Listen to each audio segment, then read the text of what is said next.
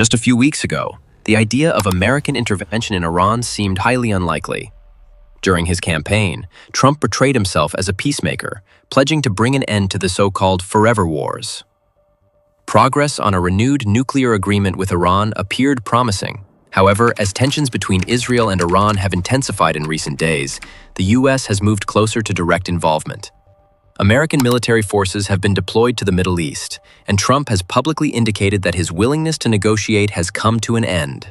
I mean, nobody knows what I'm going to do. I can tell you this, that Iran's got a lot of trouble, and they want to negotiate.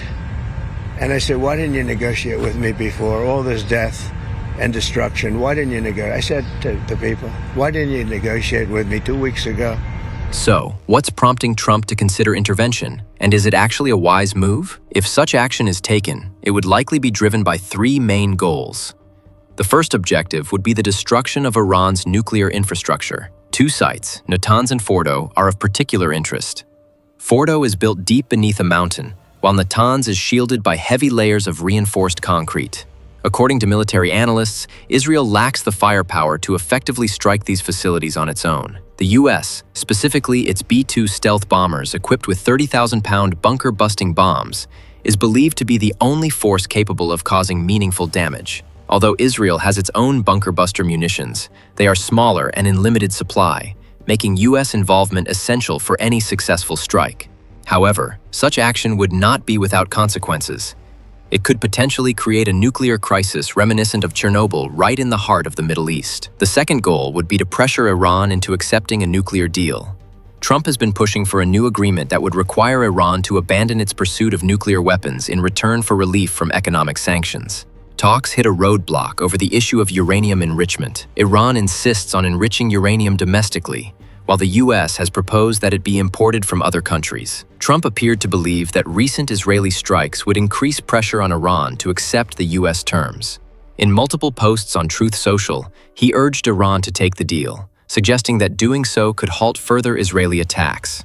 But Iran held firm, and the sixth round of negotiations, which was set to take place in Oman, was abruptly canceled. Trump now seems to be banking on American military pressure to compel Iran's supreme leader to agree to terms. However, that may be a tall order, especially after Israel allegedly neutralized a significant portion of Iran's air defenses and exposed weaknesses within its intelligence network. The third potential objective is regime change. Though Trump hasn't fully embraced this path yet, the option is being discussed more openly. He reportedly blocked an Israeli proposal to assassinate Ayatollah Ali Khamenei, showing some preference for diplomatic solutions. Still, prominent Republicans are already voicing support for regime change, and Trump's history of aligning with Israeli Prime Minister Netanyahu leaves the door open.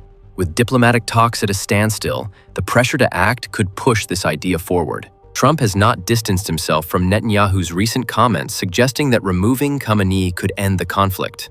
In fact, he recently posted that he has not reached out to Iran for any kind of peace negotiations and expressed that he's no longer in the mood to negotiate, instead seeking a full surrender from Iran.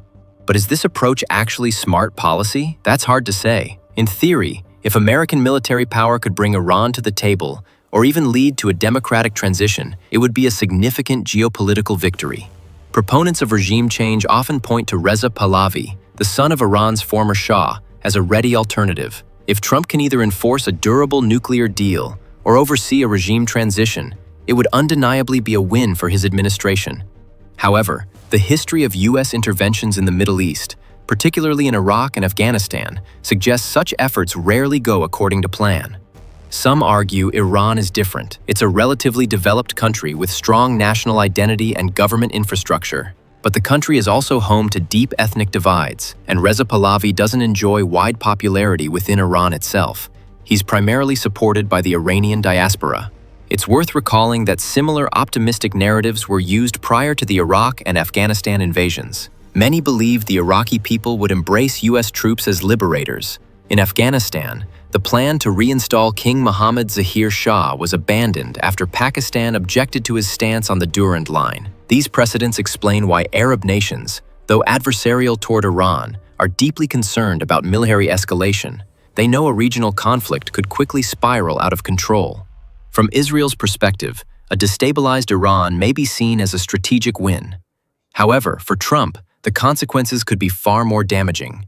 He rose to political prominence criticizing endless wars and the entrenched swamp in Washington. Escalating tensions into a full-blown regime change war would undermine the very ideals he championed. It could also drag the U.S. into a long-term military commitment that most Americans have little appetite for. Some within the MAGA movement are already voicing concerns. Lawmakers like Thomas Massie and Marjorie Taylor Greene have spoken out against intervention, and influential conservative voices like Tucker Carlson have begun questioning the direction Trump is heading. Carlson recently interviewed Steve Bannon, who claimed that efforts to escalate conflict with Iran are part of a broader plan to dismantle the MAGA movement. So what do you think about all of this? Share your thoughts in the comments below. If you want to stay updated on future videos, make sure to subscribe to our channel and enable notifications. Thanks for watching.